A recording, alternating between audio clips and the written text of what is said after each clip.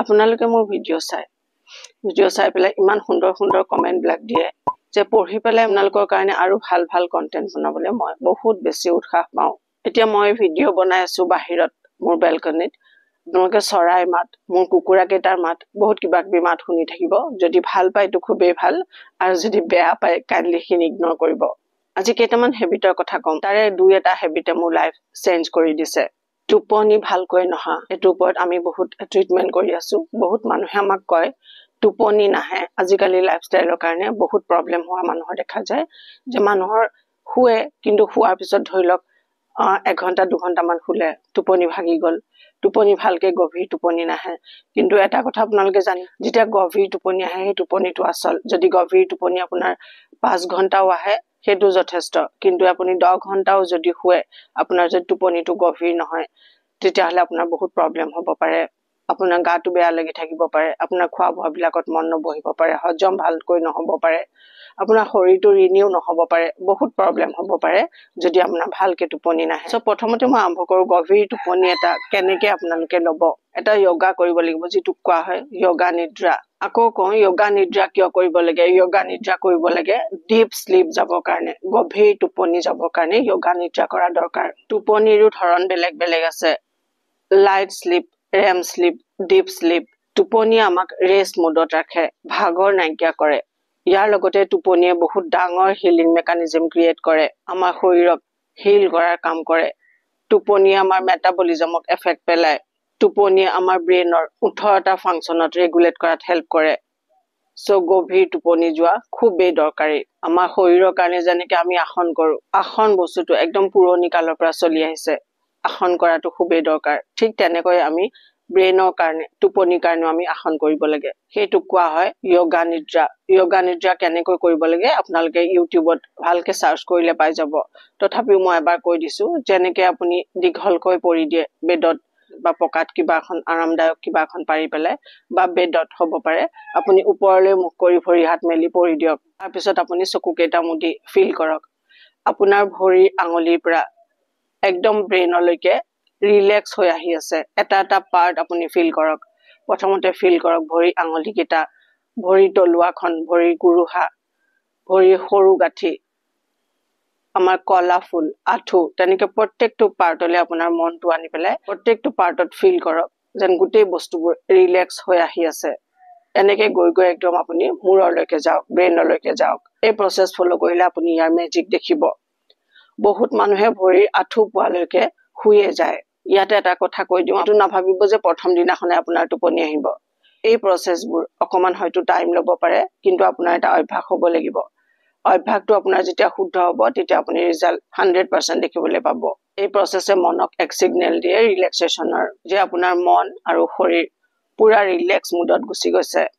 আৰু সেই কাৰণে গভীৰ টোপনি যাবলৈ বহুত হেল্প হয় যদি আপোনাৰ টোপনি নহাৰ প্ৰবলেম আছে শুবলৈ যোৱাৰ আগতে আপুনি যোগা নিদ্ৰা কৰিবই লাগে নেক্সট হেবিট ৰাতিপুৱা আপুনি বেডত খাৰ পায়ে আপুনি পটকে বেডৰ পৰা উঠি দিব কেতিয়াও নালাগে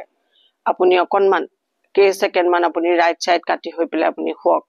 ইয়াৰ বহুত ডাঙৰ সাইন্টিফিক ৰিজন আছে যেতিয়া আমি ৰাতি শুই থাকো শৰীৰৰ পুৰা মেকানিজম একেবাৰে ৰেষ্ট মুডত থাকে যদি আমি বাওঁফালে কাটি হৈ দি উঠাৰ জাস্ট পিছতে তেতিয়া গোটেই অৰ্গেনছবোৰে পুৰা জোৰ আমাৰ হাৰ্টত পৰে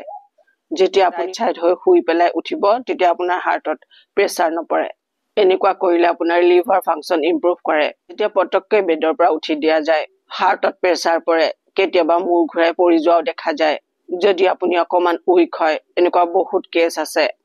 যদি আপোনাৰ হাৰ্ট উইক থাকে আপোনাক নেগেটিভ এফেক্ট দেখা দি যাব পাৰে নেক্সট উঠি আপুনি বেডত বহিলে অলপমান গ্ৰেটিটিউড ফিল কৰক ভগৱানক প্ৰতিটো কথাৰ কাৰণে যি আপোনাৰ জীৱনত আছে আপুনি ৰাতিপুৱা শুই উঠিলে প্ৰতিটো কথাৰ কাৰণে আপুনি ভগৱানক থ্যাংক ইউ কওক তাৰ পিছত কেই সেকেন্ড মান সময় আপুনি বেডত বহি চাওক কোনটো নাকেৰে আপুনি ভালকে উশাহ ল'ব পাৰিছে উশাহ নিশাহ হয়তো দুইটা নাকেৰে আপুনি ল'ব পাৰে হয়তো এটা নাকেৰে ভালকে আপোনাৰ উশাহ নিশাহ আহিছে যিটো নাকেৰে আপোনাৰ ভালকে উশাহ নিশাহ ফ্লো হৈছে আপুনি চেষ্টা কৰিব যাতে সেই সাইডটোৰ ভৰিখন আপুনি প্ৰথমতে ফ্লোৰত থব তাৰ পৰা এটো হৈছে সেই সাইডৰ নাৰীয়ে ভালকৈ শক্তি পায় আৰু আমাৰ শৰীৰক ভালকৈ ৰেগুলেট কৰিব পাৰে নেক্সট শুই উঠি আমি সকলোৱে পানী খাওঁ হেতু আমি সকলোৱে জানো সেই পানী হয়তো আমি বহি খাওঁ বা থিয় হৈ খাওঁ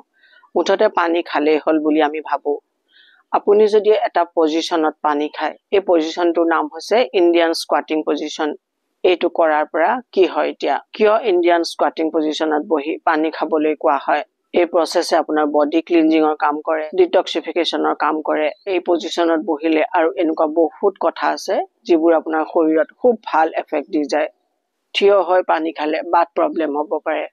আঁঠুৰ বিষ ভৰি বিষ গাঁঠিবোৰৰ বিষ এই বিষবোৰ হোৱাৰ এটা মেইন কাৰণ হৈছে আমি থিয় হৈ পানী খাওঁ ইণ্ডিয়ান স্কোৱাটিং পজিশনত পানী খালে আমাৰ বাউল মুভমেন্টক ৰেগুলেট কৰে আমাৰ পেটটো খুব ভালকৈ সাফা হয় লেতেৰাবোৰ খুব সোনকালে আৰু খুব সহজতে বাহিৰলৈ ওলায়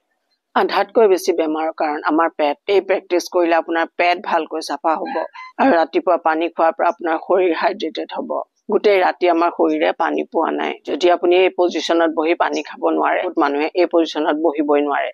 থিয় থিয় কামবোৰ কৰাৰ কাৰণে আমি এই পজিশনত বহিব নোৱাৰা হৈছো শকত হৈ যোৱাৰ কাৰণে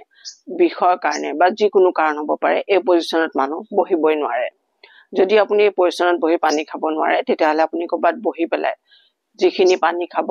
2 গিলাস 3 গিলাস ৰাতিপুৱা শুই উঠি লাহে লাহে পানীখিনি খাই শেষ কৰিব আপোনাৰ যদি এসিডিটি আছে নৰমাল ৰুম টেম্পাৰেচাৰ পানী আপুনি খাব আৰু যদি এসিডিটি নাই কুহুমীয়া পানী খাব পাৰিলে খুবেই ভাল নেক্সট মাত্ৰ 5 মিনিটৰ কাৰণে শৰীৰ ষ্ট্ৰেচিং কৰা এইবোৰ সৰু সৰু কথা যেন লাগিব পাৰে কিন্তু এই কথাবোৰে আপোনাৰ শৰীৰত খুব ভাল এফেক্ট দি যায় বহুত বছৰলৈকে বহুত বয়সলৈকে যিকোনো ষ্ট্ৰেচিং এক্টিভিটি কৰিব পাৰে আপুনি এই সৰু সৰু এক্টিভিটিবোৰে এৱেক কৰায় গোটেই দিনটো কাম বনবোৰৰ কাৰণে আমি ৰেডি হৈ পৰো এই সৰু সৰু হেবিটবোৰে বয়সত হ'ব লগা প্ৰবলেমবোৰৰ পৰা আপোনাক ফ্ৰী কৰি দিব পাৰে নেক্সট হেবিট যেতিয়া আপুনি ওয়াশৰুমলৈ যায় মুখ ধুবলৈ মুখত ভৰ্তিকে পানী ভৰাই চকুত পানী মাৰিব লাগে জোৰকে চকুত পানী কেতিয়াও নামাৰিব লাহে লাহে মুখত ভৰ্তিকে পানী ভৰাই লৈ চকুত পানী মাৰিব আজিকালি লাইফষ্টাইল আৰু স্ক্ৰিনত কাম কৰি থকাৰ কাৰণে চকুত ড্ৰাইনেছ হোৱা দেখা যায় চকুবোৰ খজুৱাই থকা ডাৰ্ক সাৰ্কেল চকুৰ পৰা পানী পৰি থকা এই চকুত পানী মৰা প্ৰসেছে সেই প্ৰবলেমবোৰ প্ৰিভেন্ট কৰে যদি আপুনি এই ধৰণে চকুত পানী মাৰে আপোনাৰ চকুৰ পাৱাৰ বাঢ়িব এইবোৰ সৰু সৰু প্ৰেক্টিস কিন্তু লাইফত বহুত ডাঙৰ ইম্পেক্ট পেলায় নেক্সট প্ৰেক্টিস যদি আপুনি সূৰ্য ওলোৱাৰ 2 ঘণ্টাৰ ভিতৰত উঠি যায় তেতিয়াহলে সেই ৰ'দ আপুনি ল'বই লাগে 5 মিনিট সময় ৰাতিপুৱাৰ যি ৰ'দ সেই ৰ'দ খুব কম হাৰ্মফুল হয় সেই ৰ'দৰ পোহৰ আমাৰ শৰীৰৰ কাৰণে বহুত বেছি দৰকাৰী আমাৰ শৰীৰে যি ভিটামিন ডি প্ৰডিউস কৰে তাত বহুত ডাঙৰ ৰোল থাকে ৰ'দৰ পোহৰৰ পিনিয়েল গ্ল্যান্ড এটো বহুত এটা পাৱাৰফুল গ্ল্যান্ড এই পিনিয়েল গ্ল্যান্ডে এক কেমিক্যাল ৰিলিজ কৰে আৰু হেয়া হৈছে মেলাটনিন নামৰ এক হৰমন মেলাটনিন এটো আমাৰ ভাল টোপনিৰ কাৰণে বহুত দৰকাৰী মেলাটনিন এটো টোপনিৰ হৰমন বুলি জনা যায় এটো এটা খুব পাৱাৰফুল এন্টিঅক্সিডেন্ট ই আমাৰ বডিৰ পৰা অক্সিডেটিভ ষ্ট্ৰেছ কম কৰে বডিৰ ইনফ্লামেশন ৰিডিউস কৰে আৰু বহুত ডাঙৰ ডাঙৰ অসুখ হিল কৰিব পাৰে যদি আমাৰ শৰীৰে নিজে মেলাটনিন প্ৰডিউস কৰে তেতিয়া আৰু মেলাটনিন প্ৰডাকচনৰ কাৰণে ৰাতিপুৱাৰ ৰ'দ খুবেই ইম্পৰ্টেন্ট এইটো সান ৰেজিং থেৰাপি বুলিও কোৱা হয় আয়ুৰ্বেদৰ মতে সূৰ্য কিৰণ চিকিৎসা নেক্সট এটা হেবিট কৰিব লাগে হেতু হৈছে আৰ্থিং মাটিত বা বনত খালি ভৰিৰে আপুনি খোজ কঢ়া তাৰমানে পৃথিৱীখনৰ লগত মাটিৰ লগত কানেক্ট হোৱা এই আৰ্থিং প্ৰসেস কৰিলে আমি শৰীৰত ইলেক্ট্ৰন পাওঁ নিউট্ৰিশন আমি খোৱাৰ পৰা পাই যাওঁ কিন্তু ইলেক্ট্ৰন আমি মাটিত ভৰি থলেহে পাওঁ এই আৰ্থিং প্ৰসেস বহুত সৰু যেন লাগিব পাৰে কিন্তু এটো সাংঘাতিক পাৱাৰফুল আপোনালোকে ভাবিবই নোৱাৰে এই প্ৰসেসে মানুহৰ আৰ্থৰাইটিছ ভাল হোৱাও দেখা গৈছে আঁঠুৰ বিষ ভৰিৰ বিষ টোপনিৰ প্ৰবলেম ভাল হয় আৰ্থিং কৰিলে আমাৰ ইমিউন পাৱাৰ ষ্ট্ৰং হয় আৰ্থিং কৰিলে আমাৰ মন শান্ত থাকে আমি এক্টিভ হৈ থাকো ৰাতিপুৱা যদি আমি 5-10 মিনিট যদি আমি মাটিত ভৰি থওঁ বা বনত ভৰি থওঁ আমি গোটেই দিনটোৰ কাৰণে আমি এক্টিভ হৈ থাকো এই প্ৰসেস কৰি চাওক সাংঘাতিক ভাল ৰিজাল্ট আপোনালোকে পাব নেক্সট কৰিব লাগে প্ৰাণায়াম কৰিলে গোটেই দিনৰ এনাৰ্জি ৰেগুলেট কৰে আপোনাৰ মাইন্ড ফ্ৰেছ হৈ যায় আপুনি অনুলোম বিলোম কৰিব পাৰে কপাল ভাতি কৰিব পাৰে দিনটোত ৰাতিপুৱা সময়ত 5 মিনিট হলেও কৰক যদি আপুনি হিয়া প্ৰাণায়াম কৰিব নোৱাৰে তেতিয়াহলে ডিপ ব্ৰিডিং কৰক উশাহ নিশাহ দীঘল দীঘল কৰি লোৱাটো কৰক এই প্ৰসেসে তেজত অক্সিজেনৰ ফ্লো বঢ়ায় শৰীৰ ভিতৰৰ পৰা ফ্ৰেছ হৈ উঠে ব্ৰেইন হেলদি ৰাখে এয়া প্ৰত্যেকই কৰিব লাগে এইবোৰ হৈছে বহুত পাৱাৰফুল এনাৰ্জি টনিক আৰু যিবোৰ একেবাৰে ফ্ৰী আমাৰ মানুহে জেনেৰেলি কি কৰে বজাৰত এনাৰ্জি টনিক বিচাৰে কথাটো এবাৰ ভাবি চাবচোন যিবোৰ আমাক নেচাৰে দিছে, যিবোৰে আমাক পৃথিৱীখনৰ লগত এক হৈ থাকিবলৈ শিকায়, যিবোৰে আমাক মন শান্ত ৰাখে আৰু যিবোৰে আমাক বহুত কিবা কিবি দিয়ে, সেইবোৰ হৈছে একেবাৰে ফ্ৰী